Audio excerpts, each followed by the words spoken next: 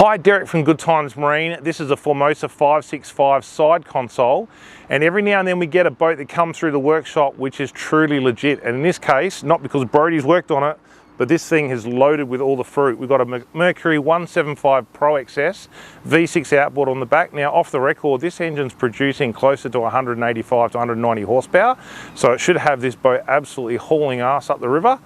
And it's got a lot of cool electronics. We've got a 16-inch Evo screen on the console, a 12-inch on up the front here, and we've got a 1 kilowatt transom mount transducer. So an impressive boat, and looking forward to putting on the water and seeing how Brody goes with his training wheels off. No, he's actually a fully qualified high-speed demon on the water. Let's see what this boat can do.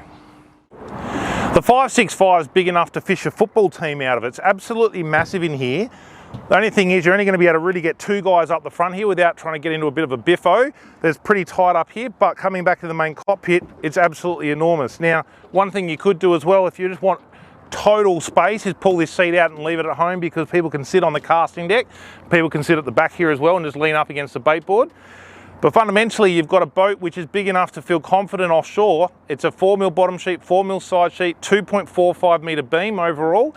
But it's also comfortable enough to be able to tow that through a suburban area like Sydney and park it in a normal home. Now, let's have a talk about the features this boat's got in it, because it's pretty exciting how it's been put together. Obviously, you've got your standard anchor well area up the front here, a big heavy duty bow roller.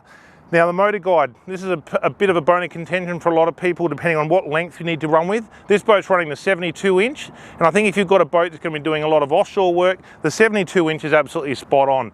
It is fairly long in the shaft, but the reality is when you're fishing, this is going to be in the water the vast majority of the time, so it's not really going to be getting in your way.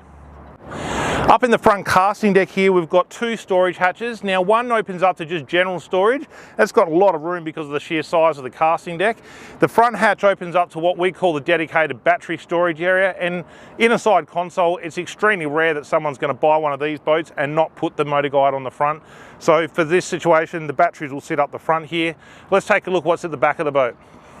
At the back of the boat here, we've got this nice big console. Now, this is a 16-inch screen.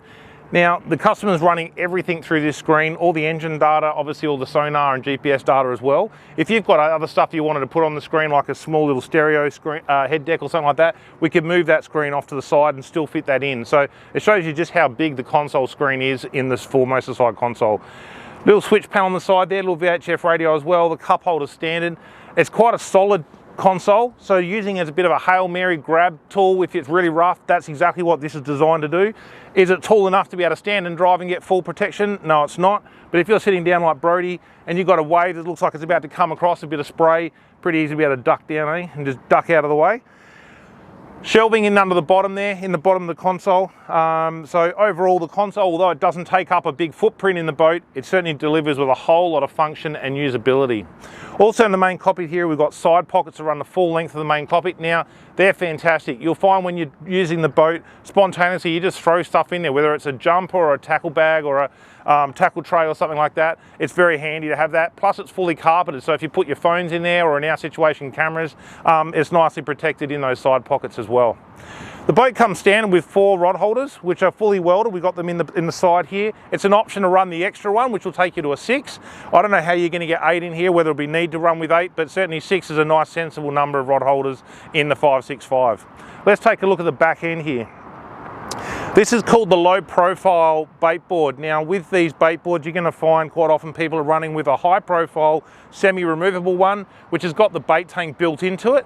The function of this guy is absolutely fantastic, because you double it up with the live bait tank on the corner, and it's a real neat setup all the way across the back here. If you were going to run with a high bait board, you could run with a tackle draw system on the side here. So you've got that flexibility to do that. But yeah, I really like how this is set up and the ergonomics of it at the back of the boat. Your transom's big enough, integrated, to be able to walk all the way across the back there if you were onto something that needed you at the back of the boat for some reason. Certainly from a family point of view, if you're going to be swimming with kids and stuff like that, the ability to be able to have kids running across the back is really, really good. This particular boat's running the burley bucket on the back. A neat little feature, it is removable, so the family days, it's fine. Pull the pin, the burley bucket comes off, and you can leave that at home. So we talked briefly at the start of the video how stunning this engine is, 175 Pro XS. but you don't have to go this crazy on the engine. Like, it is a big jump to go from a 150 to a 175 Pro XS, big jump on the price point. If you're wanting to absolutely milk everything you possibly can out of this hull, then by all means jump into this boat. But people that are happy are very happy with a 150 or even a 150 Pro XS, and the vast majority of the 565s that go out of our dealership will be powered with that 150. If you want to save a little bit more money, the 135 is still going to push this boat along very comfortably. I think if you step down to a 115, you're going to feel a little bit like you've been cheated out of a bit of performance, a bit of excitement in the boat. So I think at 115 we're all going to be doing the hard upsell to get you in, at least into a 135 or a 150. There's a lot of flexibility from Formosa when it comes to colour. Now, this boat's stunning in the black and the charcoal grey. Very, very popular colour scheme at the moment. Everything ties in nicely with the engine as well. But there's an enormous palette of colour available from Formosa, and that's one of the cool things. We can build the boat to suit exactly the kind of look that you want. So on that note, I think it's worth coming down to the dealership, have a talk to us if you're in the hunt for a cool side console and you want it to go hard and perform well, and most importantly catch the fish. Come down, talk to the team at Good Times Marine, and we'd love to get you set up in your new Formosa side console.